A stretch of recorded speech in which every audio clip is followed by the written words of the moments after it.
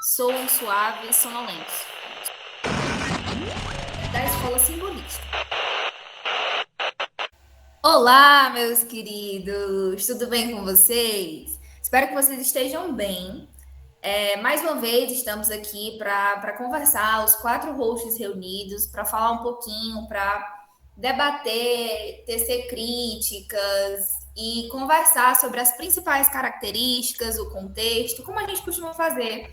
Dessa vez, da Escola Simbolista, certo? Vocês já devem ter ouvido aí cada uma das análises, né? Os nossos pequenos episódios aqui, cada um de nós conversa um pouquinho sobre uma obra que escolheu dessa escola. E hoje estamos aqui para falar sobre a escola em si, né? Para discutir se de fato correspondem às características que estão nas nossas obras, se os autores seguem um determinado padrão e desse jeito fomentar, né, enriquecer o conhecimento de vocês sobre literatura. Então, hoje a gente está aqui para falar rapidamente sobre o simbolismo. Pronto. E por que rapidamente, né? Hoje o nosso encontro vai ser um pouquinho mais rápido que os demais, porque algumas das características, né, que a gente sempre discute aqui no início, que o contexto histórico estava acontecendo isso e aquilo, influencia dentro da escola. Esse contexto vai ser mais ou menos o mesmo contexto da escola anterior. Então, para a gente não perder tempo, a gente vai utilizar isso, né? Vai só lembrar algumas rápidas características. E por que eu estou dizendo isso, né? Porque o simbolismo, que é a escola que nós estamos trabalhando, ela se desenvolve ali por volta da segunda metade do século XIX. Que, se vocês lembrarem bem, é o mesmo período em que está acontecendo ali, né, o realismo, o naturalismo, o parnasianismo, que são escolas que estão aí todas voltadas para aquele contexto mais cientificista. Tanto que o espaço que é dado para essas escolas geralmente é menor que o das outras, né? E elas vêm como um grupo. Tanto o simbolismo, Sim. quanto o parnasianismo, quanto o modernismo, elas contemplam uma mesma parte, né, que é dedicada às escolas literárias, como vista, em alguns casos, até como bem próximas, né, como sinônimos. Mas, assim, o que a gente precisa frisar aqui é que o contexto é comum, né? Elas Isso. acontecem em um período meio que simultâneo. O desenvolvimento quando os autores, os pensadores, eles despertam, né? Focados no mesmo ponto, que nesse caso é o conhecimento científico. Então, o contexto ele é mais ou menos o mesmo, mas isso não vai dizer, né, que a expressão dessas diferentes escolas vai ser a mesma, né? Como a gente comentou no episódio passado, tem autores que inclusive fazem uma amálgama, né, do realismo e do naturalismo, também juntando com o parnasianismo, mas cada um, né, tem suas peculiaridades. E não é diferente com o simbolismo. Como a Vitória comentou, né? A época, a gente viu lá, né, que tem o desenvolvimento do mercado, da indústria, tá entrando nesse, como posso dizer, numa atmosfera, né, mais pessimista até às vezes, em que as pessoas estavam querendo trazer o real, né, os autores estavam querendo trazer a realidade para dentro da literatura. E diferente disso, né, a gente tem essas 3 escolas literárias, que são o realismo, o naturalismo e o parnasianismo, que seguem essa vertente. Estão ali dentro dessas características que estão mais propriamente ditas dentro da época, né? Mas o simbolismo, ele segue a corrente oposta, como a gente vai ver, como as meninas vão comentar mais pra gente à frente. Enquanto essas escolas seguem a questão do cientificismo, o simbolismo, ele vem trazer novas características, né? Ele traz uma estética diferente dessa. Até por isso, ele foi, na época, né, que estava se desenvolvendo, era vista como uma escola menor, de certa forma. O movimento, né, ele não era tão bem quisto, dentro da sociedade ali dos escritores, né? As pessoas não deram uma atenção, um valor para ele na época. Ele só vem a demonstrar, né? As pessoas só vêm a reconhecer o valor do movimento simbolista posteriormente, que é o que a gente faz hoje, né? Até por conta dele ser, digamos, um preâmbulo aí do modernismo, que vai ser o movimento que a gente vai estudar na próxima roda de conversa. Ele traz muitas dessas características que a gente já vai ver lá na frente. Isso se confirma, por exemplo, vocês devem ter visto, espero que tenham visto, o meu episódio em que eu falo sobre uma obra de Camilo Peçanha, que só foi publicada muitos anos depois e contra a vontade do autor. Né? Quando a gente fala sobre a poesia dele, uma das principais características, uma das informações que me fez escolher esse autor é justamente essa. Ele não escrevia poemas justamente por esse sentido pejorativo que as ideias dele tinham na época em relação aos outros autores, né? Apesar de ele trazer ali influências de autores simbolistas da França, meio que para ele, né, em relação aos outros autores, a poesia dele não tinha valor. Tanto que depois de muito insistir, é que ele publicou um livro, mas ele não chegava nem a escrever os seus poemas. Ele só tinha os guardados na memória. Né? Então, assim, a gente entende que para a época, o simbolismo ele era meio que irrelevante. Uhum. Né? Era ali só mais uma ideia, né, que estava sendo repetida, que estava sendo retomada, e que não agregava valor nenhum, apesar de também ter suas características que destoavam das outras escolas, né? Até por conta do simbolismo, né, ele ser uma retomada um pouco, assim, de algumas características do romantismo, que era exatamente o que a gente viu na aula passada, a gente viu no episódio passado, né, que exatamente as características que estavam sendo rechaçadas na época. Então, todo o movimento meio que ele foi rechaçado na sua época, né? E não foi dada a atenção cabível, né? Que a gente tem muita coisa legal no simbolismo. Como a gente vai ver quando estiver analisando alguma obra, quando estiver percebendo as características, né? Então, o simbolismo, ele marca essa transposição, né, dessa estética no final do século XIX, e ele se opõe um pouco também a essa estética da época, né? Se o realismo, né, ali as correntes do realismo estavam pregando o cientificismo, o simbolismo ele já vem falar sobre o eu, ele já vem trazer um subjetivismo maior, que é coisa lá do realismo, como a gente viu. E assim, mais um indício de que essa escola não era bem vista, né? Eles já tinham como se a gente pensasse avançado nas ideias, e enquanto eles estão nesse momento de progresso, acontece um retrocesso justamente no simbolismo. Né? É quando eles passam por mudanças como o início do século das luzes e o desenvolvimento do pensamento científico, exatamente. E eles meio que voltam, né? Acontece esse retrocesso aí que faz com que a escola não seja tão levada a sério naquele momento, né? Ela só tenha sido reconhecida, o valor dela só tenha sido reconhecido depois. Que na verdade eles já apontavam para algo que vai ser no futuro, né? Que vai estar presente lá no modernismo. São características que vão ser melhor trabalhadas, né? Lá no modernismo, como a gente vai. Então, compreendendo esse contexto geral, né? Vamos ver como que o simbolismo ele surge, né? Por que ele surge? A Ana Paula vai falar um pouquinho pra gente. Então, pessoal, o simbolismo ele surge na França, né, com a publicação da obra As Flores do Mal, de Charles Baudelaire. Então, essa obra ela foi lançada pela primeira vez, né, em 1857.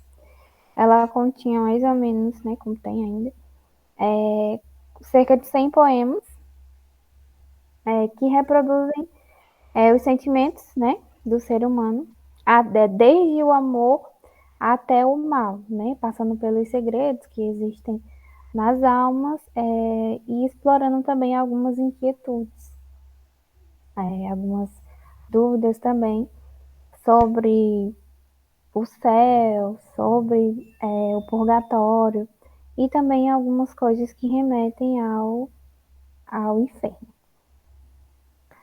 A poesia que está contida na obra é uma poesia moderna e simbolista, né, que foi considerada um marco do surgimento do simbolismo, certo? Tanto para o autor, né, quanto para a escola. Então, na época que essa obra foi lançada, acusaram o autor, né, de ultrajar a moral pública, certo? Então, alguns exemplares foram recolhidos, né?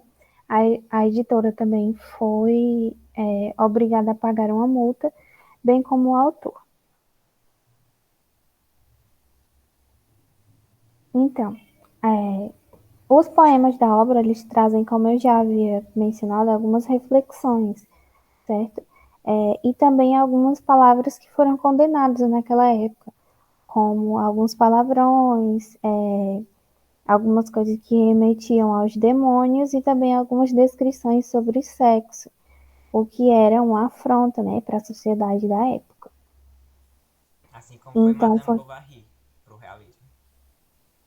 exatamente, foi uma obra bastante condenada, né, mas que não deixou de ser um marco, né, do surgimento da escola literária. Então, o simbolismo ele é um movimento artístico, né, que surgiu na segunda metade do século XIX e teve como principais características, como os meninos vão comentar mais à frente, né, o subjetivismo, também o espiritualismo, algumas questões relacionadas à religiosidade e o misticismo, né.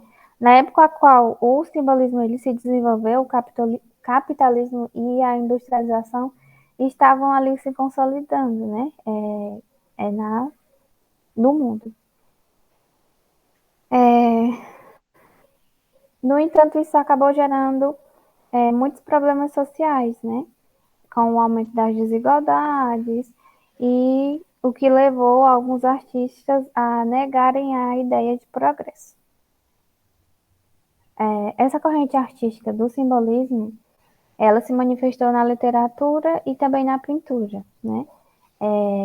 E se aproximou dos ideais românticos do subjetivismo, idealismo e individualismo. Assim, a objetividade ela foi deixada de lado, né? E dando lugar a uma nova abordagem. Já no que se refere a Portugal, o simbolismo tem o seu marco com a publicação da obra Oraistos, Oaristos, a obra Oaristos, de Eugênio de Castro, em 1890, se não me engano. Só que a estética em si, simbolista, ela já vinha, já, já trazia, né, as suas influências por Portugal com o surgimento, né, das revistas acadêmicas Os Submissos e Boemia Nova, que tinha entre alguns colaboradores tanto o Eugênio de Castro quanto o Antônio Nobre, que são alguns dos autores de maior expressão nessa época. E como a gente viu no episódio passado, né? Como ele se desenvolve ali na segunda metade do século XIX, ele vai até ali por volta da proclamação da República. Ele se desenvolve, né, durante esse período. E também tem-se, assim, mais ou menos a ideia do final do simbolismo ali por volta do ano de 1915, com a Primeira Guerra Mundial, né? Que a gente, depois da Primeira Guerra Mundial, a gente já tem essas características, né? Já mais modernistas. A gente já começa a perceber o movimento modernista dentro da literatura. Pronto, como a Ana Paula falou, né? O simbolismo, ele traz essa carga mais subjetiva, ela retoma essas características mais românticas. E uma das principais características, né, já entrando nessa discussão, é que o simbolismo ele vem muitas vezes atribuir uma carga semântica muito elevada, né, uma conotação bastante elevada para uma imagem. E por conta disso, a leitura dos textos simbolistas, eles muitas vezes são muito, como posso dizer, quase sempre o leitor ele é quase um coautor da obra. Então ele é muito interpretativo, né? Para você entender o texto, até às vezes fica meio complicado a gente entender o texto. A gente tem que fazer uma interpretação do que está sendo dito, né? Da semântica que está sendo trazida naquelas imagens. O que é diferente das outras escolas que trazem o subjetivismo, né? Porque algumas das outras escolas que têm como característica essa subjetividade, ela não dá espaço, ela não dá margem para o leitor para ele ter suas próprias interpretações, né? A subjetividade está no personagem, está no autor da obra, né? Do contrário, o simbolismo ele permite, ele dá margem para que nós entendamos, né, de acordo com os nossos pensamentos, o que está acontecendo ali. Né? Uma característica que, entre aspas, se repete, mas não é a mesma coisa. Uhum. O que o simbolismo faz, né? Se a gente parar para pensar no próprio nome da escola, né, simbolismo, vem de quê? Vem do símbolo. O que o simbolismo faz é trazer um símbolo, né, uma imagem, e atribuir sentido a isso. Aí ele vai trazer o sol. O sol não é só o sol é um girassol. Ou então construir essas imagens a partir de enunciados, né, que beiram assim eles precisam, né, muito da interpretação para você compreender exatamente o que ele está dizendo, ou pelo menos o que você lê disso. Porque a leitura, até nesse ponto, né, como a Vitória comentou, ela é muito pessoal de cada um. Então, eu leio um texto de um jeito. A Vitória, se ela lê o mesmo texto, ela vai ler de outra forma. Ou mesmo se eu leio um texto agora, se eu ler o mesmo texto daqui 10 anos, vai ser outra leitura completamente diferente. Porque a gente muda, né? Assim como a literatura, tudo muda, nós também mudamos. Então a leitura que eu fiz quando eu era criança não é a mesma leitura do mesmo livro, da mesma obra que eu faço hoje em dia. E nesse sentido que os símbolos para o simbolismo eles são muito importantes. Vamos pegar, por exemplo, os emoticons hoje em dia. Os emoticons são símbolos. E cada símbolo desses, eles representam uma coisa. Mas digamos que você junte emoticons. Emoticons, é? Você junte emojis. Emojis. Você junte emojis. Eu fiquei perguntando o que era isso. Digamos que você pegue e cada emoji, né, ele tem um significado específico, ou pelo menos você entende de uma forma. Se você juntar esses emojis, pode querer significar outra coisa. Então, o simbolismo ele traz muito essa questão de juntar imagens para gerar sentido. E muitas vezes esse sentido é bastante carregado. Mas para a gente entender melhor isso, vamos ver como é que acontecem, né, como que se manifestam essas características que a gente está falando dentro da escola, né? Quais são as características que são mais emblemáticas aqui? A gente já comentou algumas, vamos ver mais de perto isso. Bom, pessoal, como os meninos mesmo comentaram anteriormente, né, o simbolismo aí, ele meio que está andando em paralelo com as outras escolas, que é o realismo, o parnasianismo, né, um contexto histórico bem semelhante. E nós temos algumas características gerais que acabam distinguindo ele desses outros movimentos literários, né? Como, por exemplo, a rejeição ao cientificismo, ao materialismo e também ao racionalismo. Nós sabemos que as escolas literárias anteriores, como o realismo e o parnasianismo, elas meio que tinham essas correntes científicas muito em alta, né? Elas usavam isso ali para para servir como base tanto para o contexto histórico, como ele contribuía para a questão literária também. Já os simbolistas, eles eram meio que uma espécie de escola realista através do romantismo, né? Vocês lembram que no realismo eles eram totalmente antirromânticos? Então, os simbolistas, eles são meio que antirrealistas, antiparnasianistas também. Eles rejeitavam, né, não tudo, né, mas praticamente tudo que vinha ali ser decorrente do parnasianismo e do realismo. Essa questão da rejeição existia muito por parte deles. As manifestações metafísicas, né, espirituais também eram uma característica muito marcante, porque é muito comum, porque, por exemplo, se eu vou ao contrário do que é científico, eu vou voltar mais para esses aspectos da alma, né, aspectos mais espirituais. Então, essas questões aí metafísicas e espirituais, consequentemente, estavam mais em alta, né? Chegava até a ter um certo misticismo e até como é a palavra? O esoterismo dentro dessas questões também, né? Eles trabalham muito com o místico, com o onírico. Isso mesmo, Douglas. Só um segundo. Diferente como a Isamara comentou, né? Diferente do cientificismo, lá do materialismo, das demais correntes da época, o simbolismo ele se preocupa muito com o que não pode ser observado. Ou seja, ele se preocupa com aquelas coisas que estão para além da humanidade. E é daí, né, que tem essa questão com o metafísico, com o espiritualismo. Isso mesmo, Douglas. Eles negavam muito o que vinha do naturalismo, né, como eu comentei anteriormente. Ele se assemelha até um pouco ao romantismo, né, mas não chega a ser igual, é uma coisa que parece, né, mas não é. Nós temos aí também a exaltação da realidade subjetiva. Vocês lembram aí, eu considero até como uma espécie de retrocesso sem ser, né, para ver como as coisas da literatura são muito assim, uma hora está em alta, outra hora não, né? Vocês lembram que no romantismo a subjetividade ela estava em alta, né? Aí veio ali o realismo, baixou, né? A questão do objetivismo subiu. E também no parnasianismo, e aí nós vemos aqui no simbolismo essa decadência, né? Caiu já, agora a subjetividade está mais em alta. É sempre um pêndulo, né? Isso.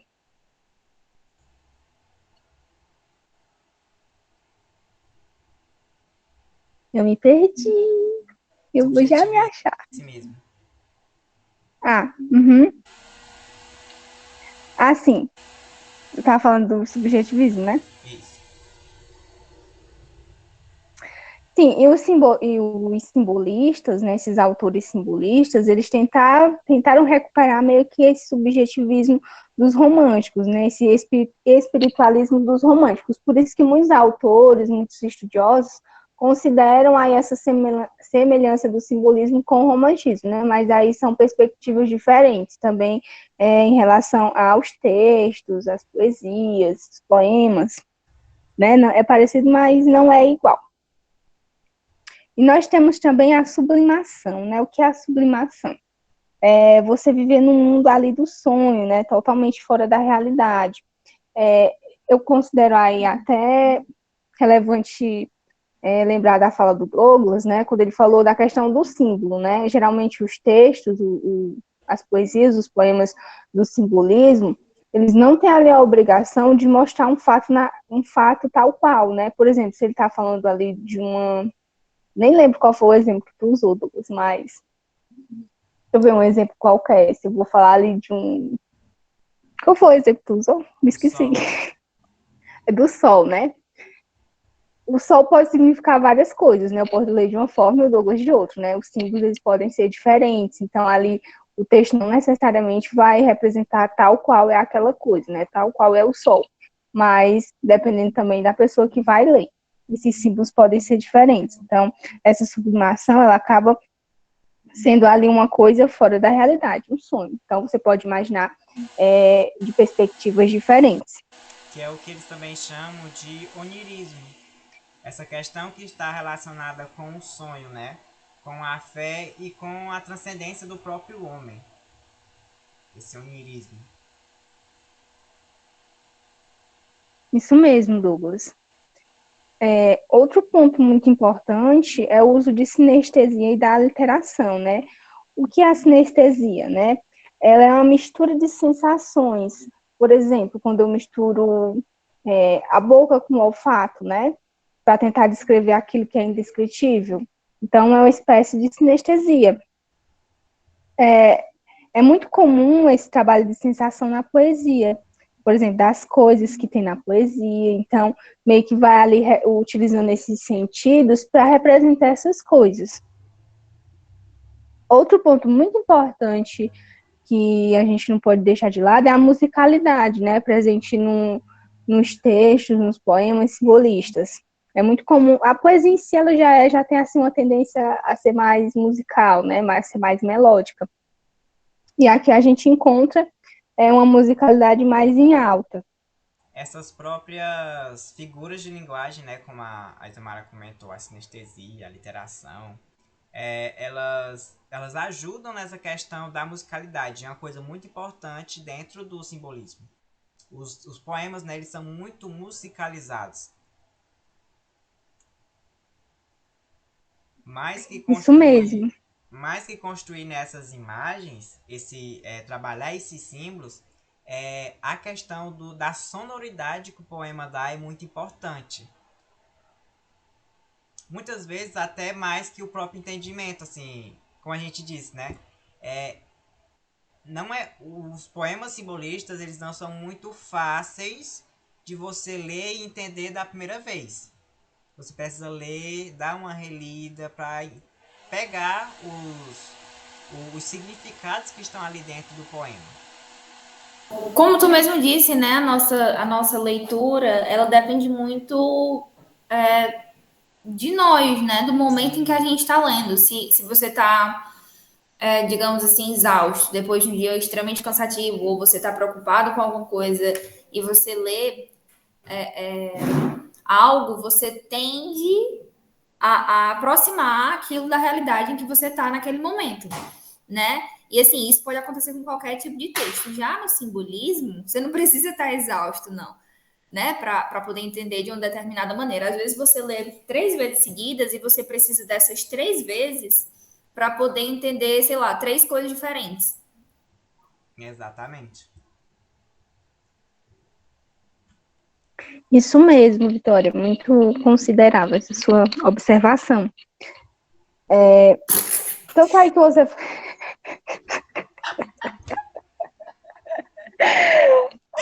Ai, cancela. Ai. Me esqueci o que é dizer. Não sei o que doeu. Era a busca de entender o eu. Era. Me cancela aí. Meu Deus, pois é isso mesmo. Vai. Isso mesmo. Nós também temos a questão da visão mística do mundo, né? Que é aquela visão do homem que está mais voltado para a fé.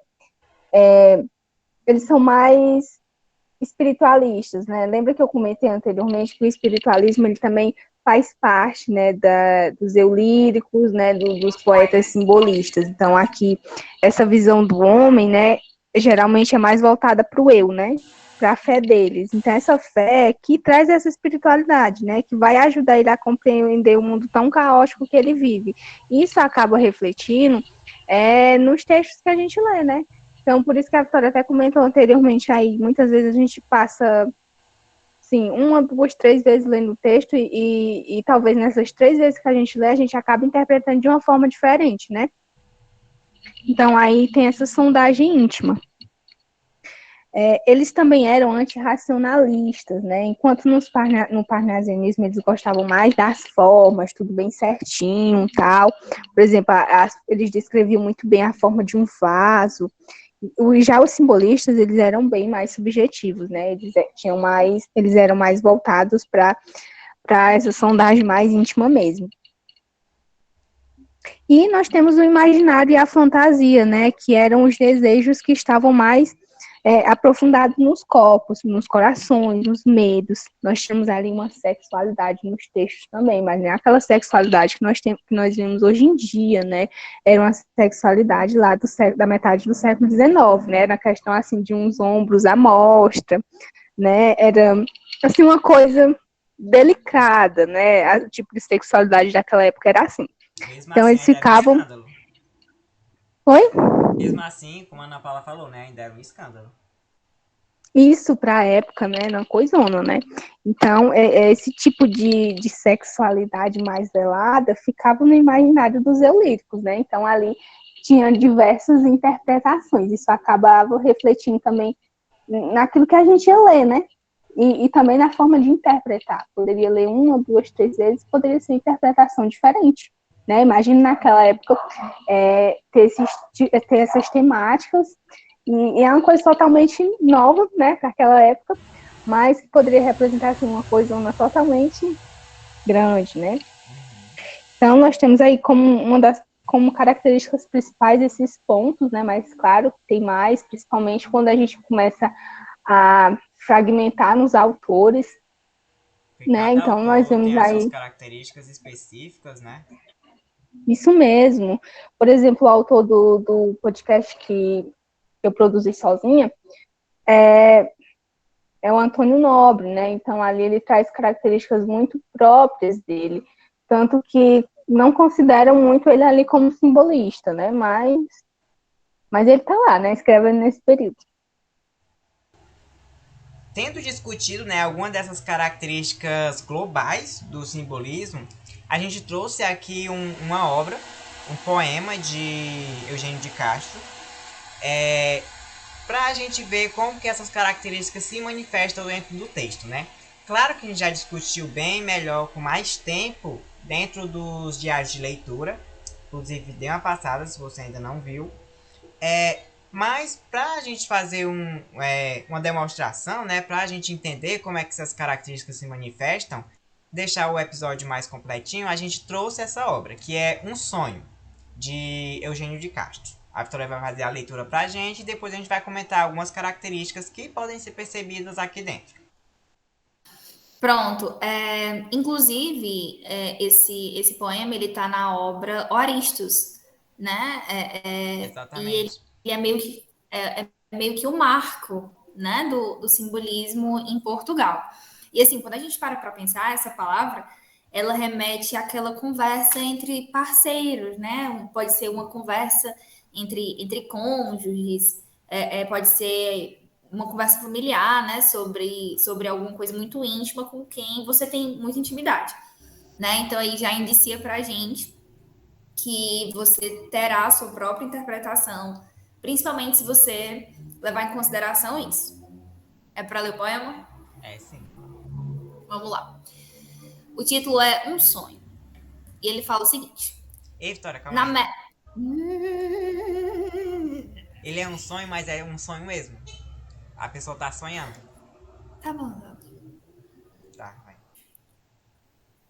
O título é Um Sonho, né? E quando a gente lê, a gente entende que é um sonho de verdade, né? É mais aí um indício de que é uma interpretação, né? Para quem acredita em sinais, é algo que pode ser levado em consideração. E ele diz o seguinte: na messe que enlouece, estremece a quermesse. O sol, celestial girassol, esmorece. E as cantilenas de serenos sons amenos fogem fluidas, fluindo a fina flor dos fenos. As estrelas em seus ralos brilham com brilhos sinistros, cornamusas e croatalos, cítolas, cítaras sinistros. Soam suaves, sonolentos, sonolentos e suaves. Em suaves, suaves, lentos lamentos, de acentos graves, suaves. Flor. Enquanto na messe estremece a quermesse e o sol, o celestial girassol esmorece, deixemos estes sons tão serenos e amenos. Fujamos, flor, a flor destes floridos fenos.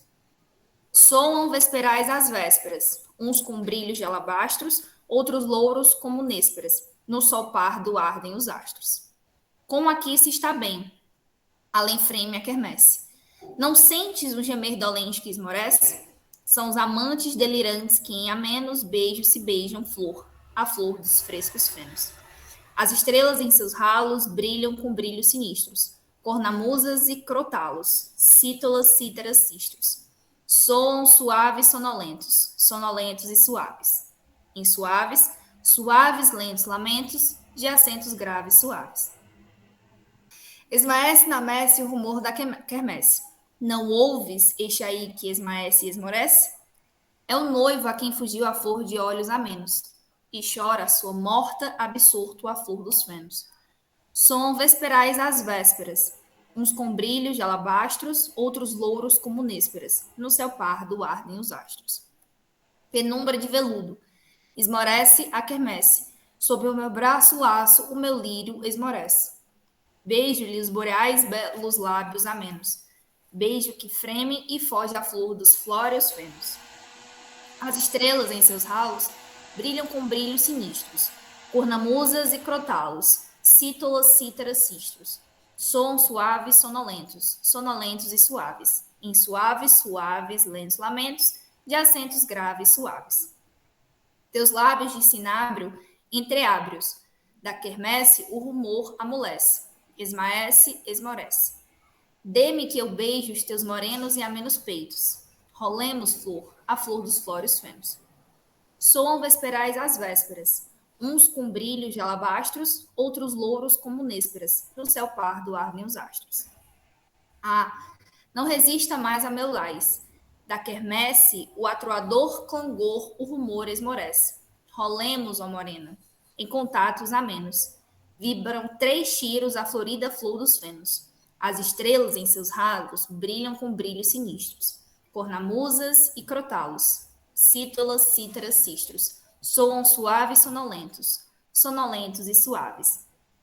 Em suaves, suaves, lentos lamentos, de acentos graves suaves.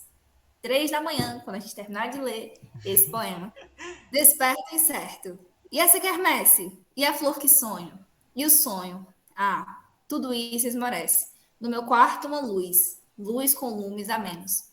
Chora o vento lá fora, a flor dos flóreos fenos.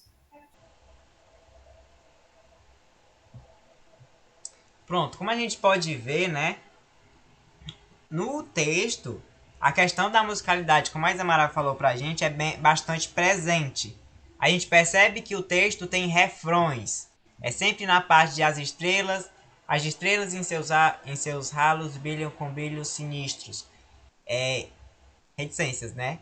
Ele sempre repete isso, né? A questão da sonoridade, né? Da repetição dessas letras, da assonância, né?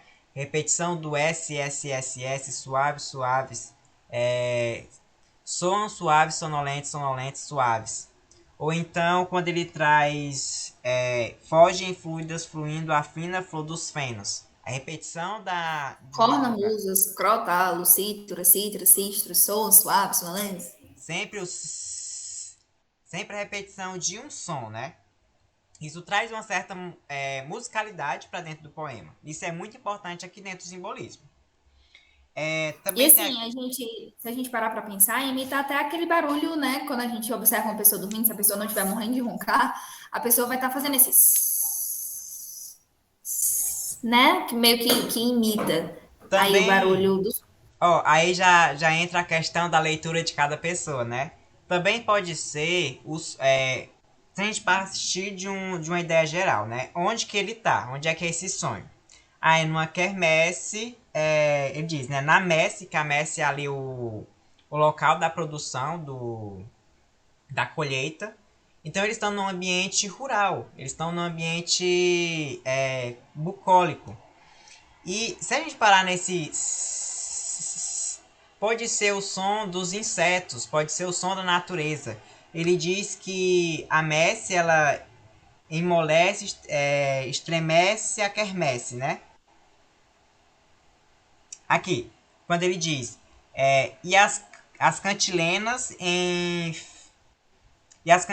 de serenos sons amenos, fogem fluidas fluindo a fina flor dos fenos. Pode ser também essa questão do som do feno, o som que o feno faz com o vento. As próprias cantilenas são algumas aves. Essa sonoridade, né, para dentro do significado do texto é muito importante. Mas eu não sei se é porque hoje eu realmente estava bem lento de manhã. Quando eu estava lendo esse poema, né, eu levei bastante tempo para compreender onde que estava acontecendo as coisas, né? O que estava acontecendo? A gente entende, né, que ele diz: na messe quem enlourece se estremece a quermesse. Ou seja, a messe que enlourece é o trigo que está, digamos, ficando maduro. Ele está ficando bom para a colheita. Ele diz, né, o sol celestial girassol. A gente tem aqui essa ligação do sol e girassol juntos. E ele esmorece, ou seja, é um momento em que está entardecendo. É ali, ele está no campo, né, onde tem esses trigos, esse feno, essas finas flores dos fenos, e está escurecendo, então a luz está amarelada. A própria construção que ele faz lá na frente, soam vesperais as vésperas, uns com brilhos de alabastros, outros louros como nésperas. Essas nésperas são umas frutinhas amarelas. Ou seja, a luz que está incidindo sobre as pessoas deixa tudo o ambiente amarelo como essas nésperas. Ele complementa, né? O céu pardo arde os astros. E ele continua nessa construção. Eu não sei se vocês perceberam, a Isamara comentou pra gente sobre a questão da sexualidade bem presente dentro do texto, né? E o que ele está descrevendo aqui é um encontrozinho de namorados. O que o que a pessoa está sonhando, né? Que no final a gente sabe que é um sonho realmente, a pessoa acorda às 3 da manhã e percebe que tudo é um sonho, que no seu quarto só tem a luz dos lumes e que lá fora o vento sopra, né? Chora o vento lá fora, a flor dos flores fenos. É um encontro, né? Ele até diz, né?